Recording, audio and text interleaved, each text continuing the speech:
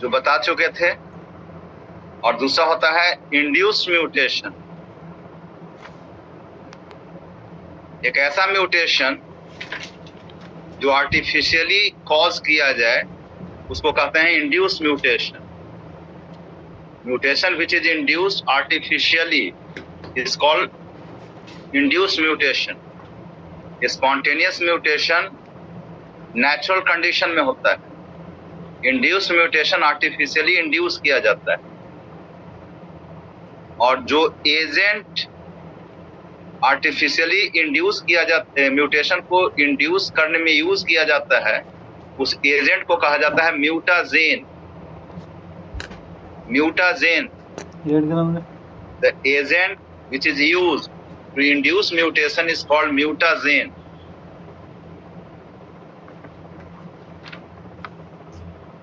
ठीक है? यस।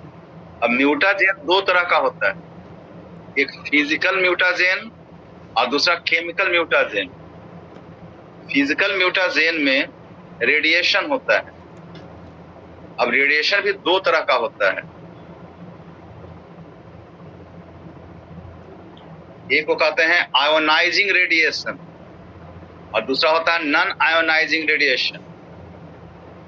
तो गामा रेज हैं या एक्सरेज हैं, ये आयोनाइजिंग रेडिएशन है, और UV rays non ionising radiation. Gamma rays और एक्स रेज आयोनाइजिंग रेडिएशन है और UV rays non ionising radiation.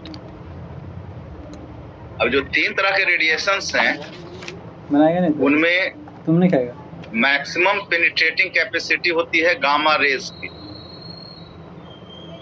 इसका वेवलेंथ सबसे कम होता है और एनर्जी सबसे ज्यादा होती है, और मैक्सिमम पेनिट्रेटिंग कैपेसिटी पाई जाती है गामा रेज की।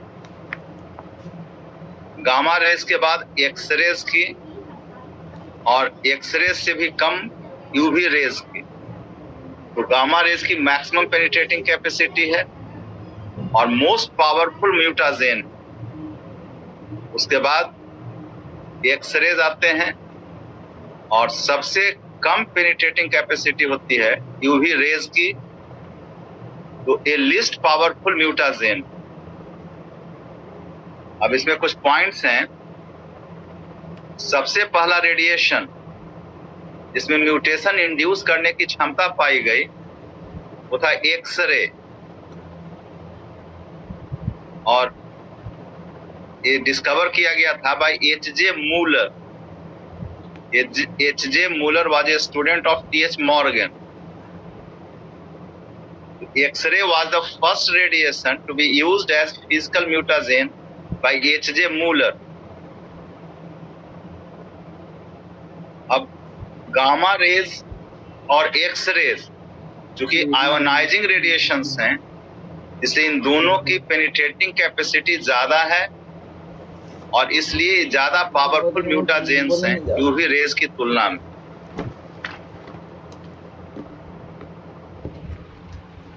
अब चूंकि गामा रेज और एक्स रेज की ज्यादा पेनिट्रेटिंग कैपेसिटी है, इसलिए म्यूटेशन इंड्यूस करने के लिए इन दोनों को यूज किया जाता है मल्टी सेलुलर बॉडीज में। मल्टी सेलुलर बॉडीज में जहाँ पे डीप पेनिट्रेशन की जरूरत है वहां पे यूज किए जाते हैं गामा रेज या एक्स रेज। जैसे सीड्स है, हम किसी प्लांट में म्यूटेशन इंड्यूस करना चाहते हैं तो सीड में म्यूटेशन इंड्यूस करेंगे, तो सीड का जो एम्ब्रियो है उसके सेल्स में यदि म्यूटेशन हो जाएगा तो उस एम्ब्रियो से जो नया प्लांट बनेगा वो नया प्लांट म्यूटेंट हो जाएगा। तो इस तरह के मल्टी सेलुलर बॉडीज हैं, सीड्स हैं, तो उनमें म्यूटेशन इंड्यूस करने के लिए गामा रेज और एक्स रेज यूज किए जाते हैं। अब जो एक्स रेज हैं वो जनरली कॉज करते हैं क्रोमोसोमल म्यूटेशन। एक्सरेज के कारण क्रोमोसोम का एक सेगमेंट टूट जाता है, तो इसके कारण क्रोमोसोमल म्यूटेशन होता है। अभी जो यूवी रेज हैं जो कि ये नॉन आयोनाइजिंग रेडिएशन हैं, पेनिट्रेटिंग कैपेसिटी इनकी कम है, इसलिए इनको यूज किया जाता है म्यूटेशन इंड्यूस करने के लिए प्रोकैरियोटिक सेल्स में या यूनिसेलुलर यूकैरियोटिक सेल्स में। जैसे पॉलन ग्रेन्स हैं, यूनिसेलुलर हैं, उसमें म्यूटेशन इंड्यूस करने के लिए यूज किया जाता है यूवी रेज। वहां पे डीप पेनिट्रेशन की जरूरत नहीं होती। और यूवी रेज जनरली कॉज करते हैं gene mutation, X ray generally cause करते हैं क्रोमोसोमल म्यूटेशन, जबकि यूवी रेज जनरली कॉज करते हैं जीन म्यूटेशन। और यूवी रेज ज्यादातर एब्जॉर्ब किए जाते हैं पिरिमिडीन बेसेस के द्वारा। Pyrimidine bases cytosine, thymine. Gamma rays are mostly used to induce mutation in crop plants. Crop plants में म्यूटेशन इंड्यूस करने के लिए यूज किया जाता है गामा रेज को। ठीक है? Yes sir.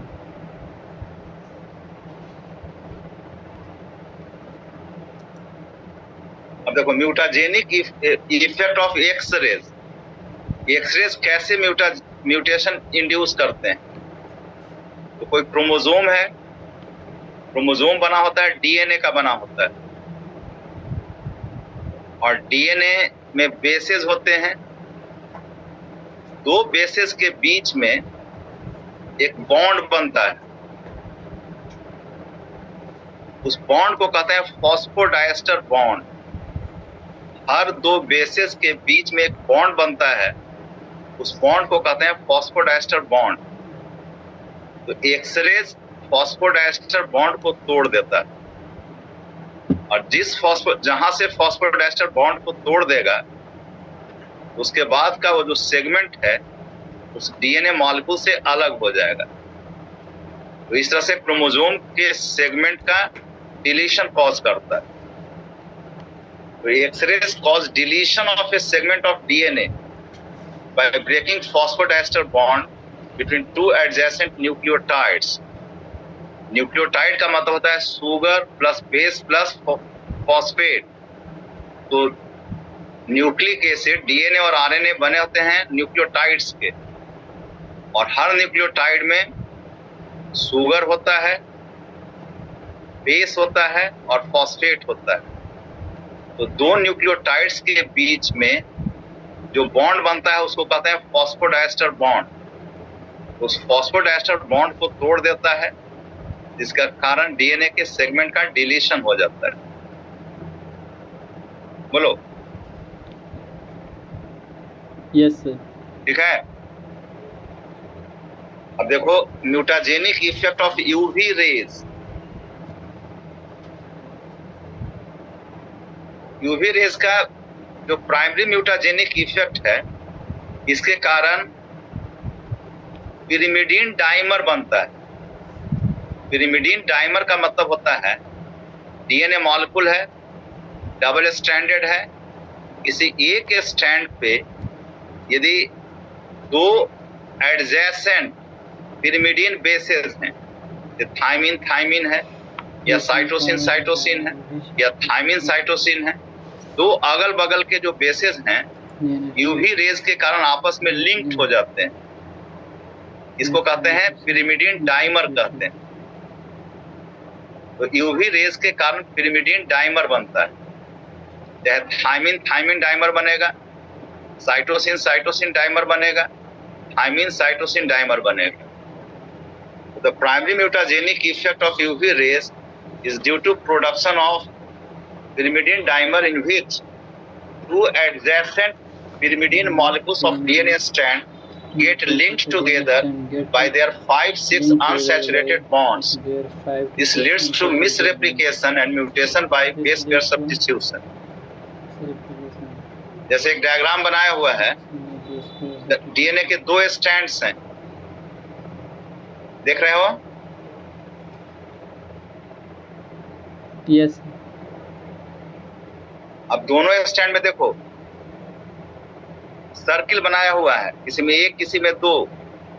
तो यदि एक सर्किल है तो पिरिमिडीन है, वो रिंग है, एक रिंग है तो पिरिमिडीन है, और दो रिंग्स हैं तो प्यूरिन है।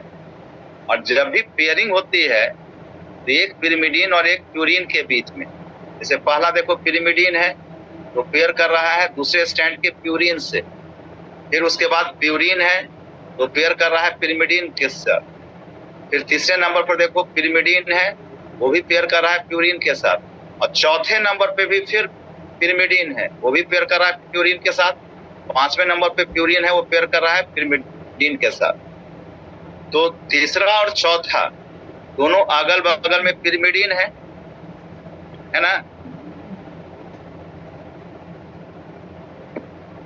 दो पिरिमिडीन्स है ना आसपास में, इससे तो दोनों लिंक्ड हो जाते हैं, तो बन गया पिरिमिडीन डाइमर बन गया, पिरिमिडीन डाइमर। अब जब रेप्लिकेशन होगा तो दोनों स्टैंड सेपरेट करेंगे, तो एक स्टैंड पे तो नॉर्मल बेसेस है, लेकिन दूसरे स्टैंड पे एक जगह पे बन गया पिरिमिडीन डाइमर। तो वहां पे रेप्लिकेशन के समय जो एंजाइम है रेप्लिकेट कराने वाला डीएनए पॉलीमरेज, वो इस डाइमर को नहीं समझ पाता है कि इसका मीनिंग क्या है, तो उसके लिए कोई भी बेस जोड़ देता है, जो बेस जोड़ना चाहिए था उसकी जगह पे कोई दूसरा बेस जोड़ देता है, जिसके कारण मिस रेप्लिकेशन हो जाता है, गलत रेप्लिकेशन होता है। और जब बेस गलत जोड़ दिया तो बेस सब्स्टिट्यूशन हो जाता है, बेस का रिप्लेसमेंट हो जाता है, जिसके कारण म्यूटेशन होता है। ठीक है? Yes sir.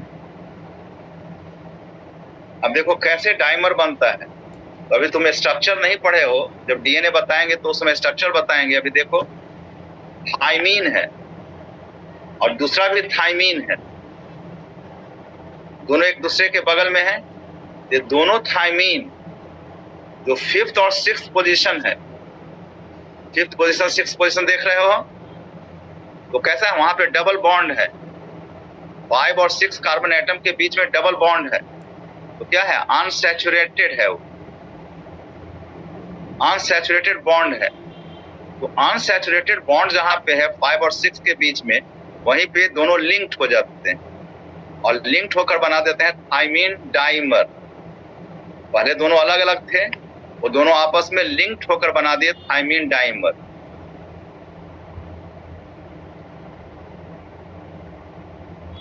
ठीक है? ठीक है। Yes sir. इसमें कुछ गलत नजर नहीं आ रहा है? आ रहा है सर, एक में डबल बॉन्ड है, एक में डबल बॉन्ड नहीं है। हाँ, तो एक में डबल बॉन्ड नहीं है वो गलत नहीं है, वो तो सही है। Yes sir. अब गलती यहाँ पर क्या है कि 5वां नंबर पर जो सी है ना, और Yes, फिर sir, दूसरे में भी 5वां नंबर पर सी है, तो Yes, वैलेंसी sir. तो पूरा नहीं हो रहा है। नहीं सर, कार्बन एक कितना बॉन्ड बनाएगा? 4 बॉन्ड बनाएगा, लेकिन Yes, अभी sir. कितना बॉन्ड बना रहा है? 3 बनाना 3 ही है। बॉन्ड बना रहा है। तो दूसरा जो फिगर जो जुड़ा हुआ है, दोनों लिंक्ड है ना, यस सर। जहाँ पे लिंक्ड हो गया है वहां पे 5वां नंबर पर जो सी है उसके ऊपर sir. एरो देकर CH3 कर दो, CH3। पहले वाले में 5वां नंबर पर CH3 था ना, यस सर। तो यहाँ भी कर दो, ऊपर में थोड़ा सा एरो देकर कर दो CH3। और छठा नंबर पे जो C है यस सर। उससे जोड़ दो H, जोड़ दो,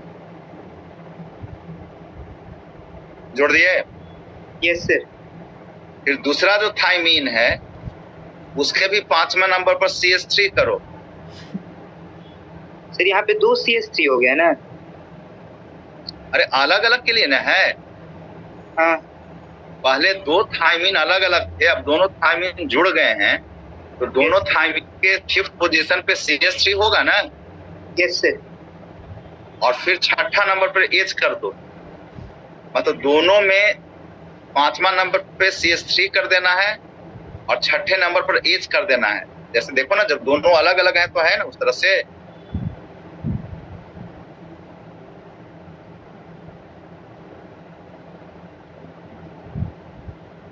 बोलो। यस सर, हो गया हूँ। Yes sir. अब देखो, अब बॉन्ड पूरा हो गया ना? Yes sir. अब बोलो, यहाँ पर पांचवा और छठा के बीच में अब डबल बॉन्ड होगा? अब नहीं होगा सर। डबल बॉन्ड नहीं ना हो सकता है। नहीं हो सकता सर, वैलेंसी पूरा हो गया। एक बॉन्ड से दूसरे के साथ जुड़ गया है, तब तो वहां पर 5 और 6 के बीच में सिंगल बॉन्ड होगा ना? Yes sir. तो ये हो गया थायमीन थायमीन डाइमर। तो सबसे कॉमन है टीटी डाइमर। 50% ऑफ केसेस में टीटी डाइमर बनता है।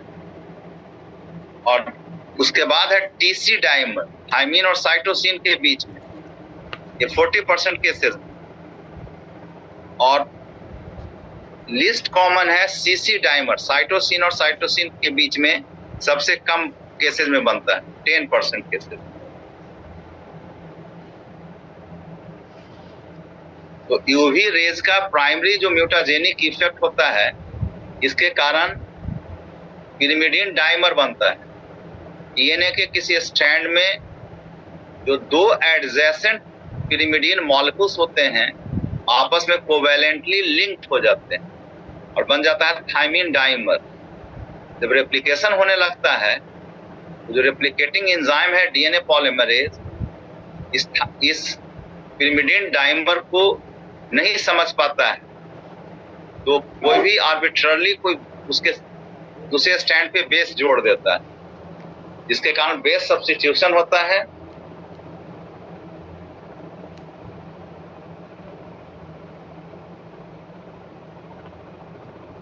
और म्यूटेशन हो जाता है।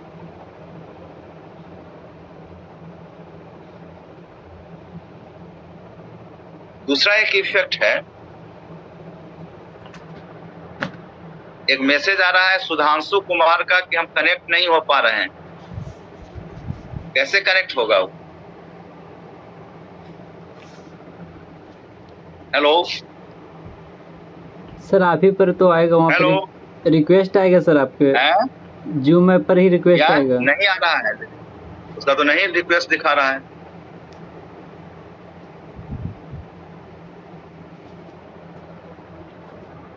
ठीक है। दूसरा म्यूटाजेनिक इफेक्ट है यूवी रेज का,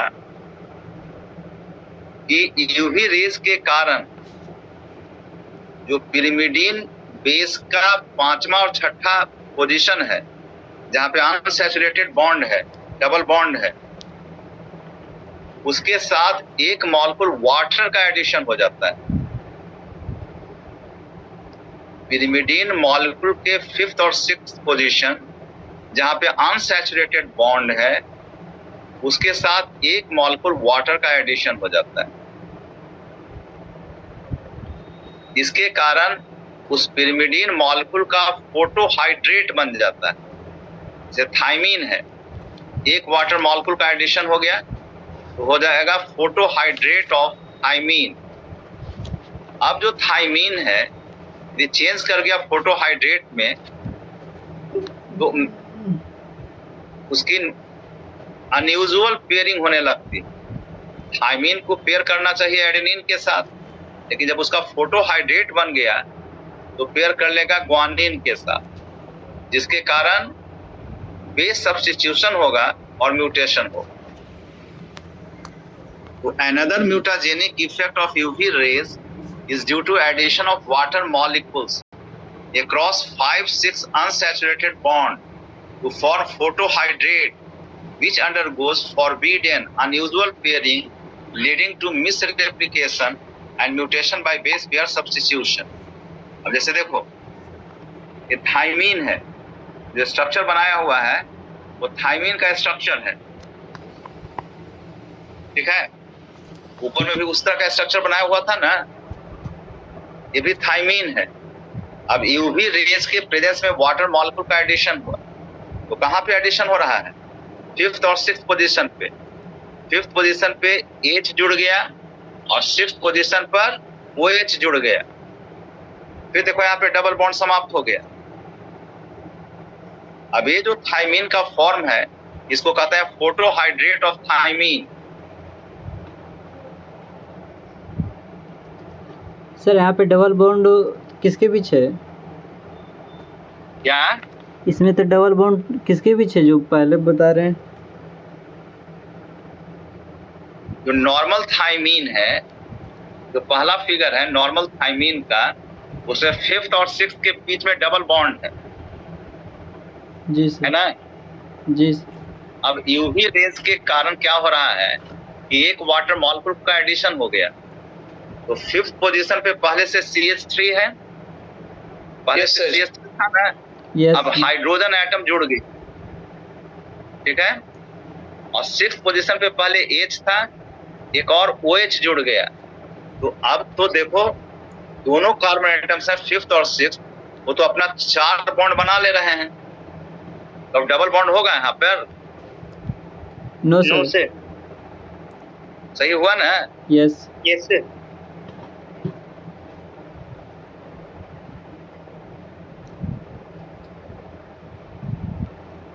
अब आओ केमिकल म्यूटाजेंस।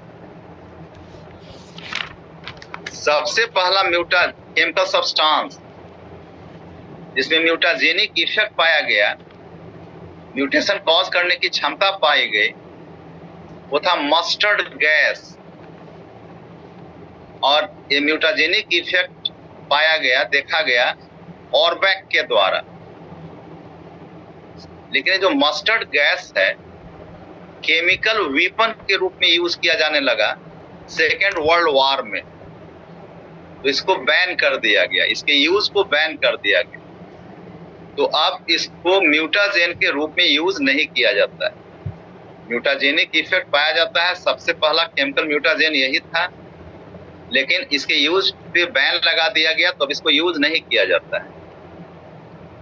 तो mustard gas was the first chemical substance which was used by as chemical mutagen by Orbach. Its use as mutagen was later on banned due to its misuse as chemical mutagen. यहाँ पर सुधारो, misuse as chemical mutagen नहीं, chemical weapon। मरे वो कहाँ पे सुधारना है? यस सर, लास्ट में। केमिकल लास्ट में जो म्यूटाजेन है केमिकल वीपन, WEAPON, शस्त्र, रासायनिक शस्त्र के रूप में यूज किया जाने लगा, इसलिए इसको बैन कर दिया गया। अब देखो कि कौन से ऐसे केमिकल सब्सटेंसेस हैं जो म्यूटाजेन के रूप में यूज किए जाते हैं। उनको कई कैटेगरीज में बांटा गया है। एक है बेस एनालॉग्स, वैसे केमिकल्स जो किसी बेस से स्ट्रक्चरली सिमिलरिटी शो करते हैं, किसी बेस के स्ट्रक्चरली सिमिलर होते हैं, उनको कहते हैं बेस एनालॉग्स। या तो एडेनिन के, थाइमिन के, साइटोसिन के, ग्वानिन के स्ट्रक्चरली सिमिलर होते हैं, उनको कहते हैं base analogs. Chemical substances which are structurally similar to bases. अब इसमें आता है 5-ब्रोमोयूरासिल, ये सब स्ट्रक्चरल एनालॉग है। जैसे 5-ब्रोमोयूरासिल थाइमीन का स्ट्रक्चरल एनालॉग है। 5-ब्रोमोडिऑक्सीयूरिडीन BRDU, 2-एमाइनोप्यूरिन AP, 2,6-डाइएमाइनोप्यूरिन DAP, ये सब बेस एनालॉग्स हैं। फिर दूसरी कैटेगरी है वैसे एजेंट्स जो बेसिस को मॉडिफाई कर देते हैं, बेसिस को चेंज कर देते हैं। और बेस में जब चेंज ले आएंगे तो बेस अनयूजुअल पेयरिंग शो करेगा, और जब अनयूजुअल पेयरिंग शो करेगा तो म्यूटेशन होगा बाय बेस सब्स्टिट्यूशन। तो दो तरह के एजेंट्स हैं, एक नाइट्रस एसिड है HNO2, और एक है हाइड्रोक्सिलामाइन NH2OH। ठीक है। तीसरी कैटेगरी है एल्काइलेटिंग एजेंट्स। एल्काइलेटिंग एजेंट्स ये मोस्ट वाइडली यूज ग्रुप है केमिकल म्यूटाजेंस का।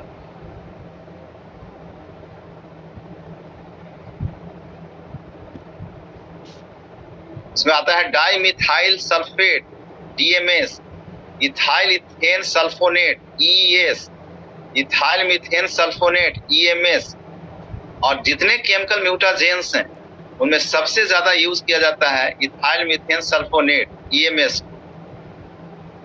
अब इनमें से जो 3 कैटेगरीज हैं A, B, C, इन तीनों के कारण म्यूटेशन होता है by base pair substitution, by base pair substitution. और D में है agents causing frame shift mutation, frame shift mutation. और फ्रेम शिफ्ट म्यूटेशन होता है या तो डिलीशन के कारण या इंसर्शन के कारण। तो 2 हैं, एक है प्रोफ्लैविन और दूसरा है एक्रिडीन ऑरेंज। तो ये जो केमिकल म्यूटाजेंस वगैरह हम एक ऐसे रेफरेंस के लिए दे दिए हैं, बहुत डिटेल में नहीं दिए हैं, बहुत तुमको जानना भी नहीं है।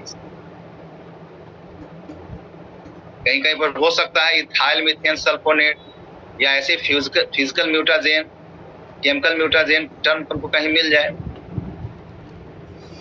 ऐसे गामा रेस से पूछता है कि जो क्रॉप प्लांट्स में म्यूटेशन इंड्यूस किया जाता है किसके द्वारा किया जाता है, तो गामा रेस के द्वारा किया जाता है। क्वेश्चन भी पूछा हुआ है, ठीक है। Yes sir. ये सब हो गया, जीन म्यूटेशन हो गया। Yes sir. अब क्रोमोसोमल एबिरेशंस, क्रोमोसोमल एक जीन म्यूटेशन बताए, दूसरा बताया था क्रोमोसोमल म्यूटेशन।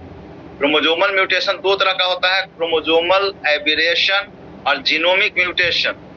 तो देखो क्रोमोसोमल एबिरेशंस, क्रोमोसोम्स के स्ट्रक्चर में या आर्किटेक्चर में जो चेंजेस आते हैं उसको कहा जाता है क्रोमोसोमल एबिरेशंस।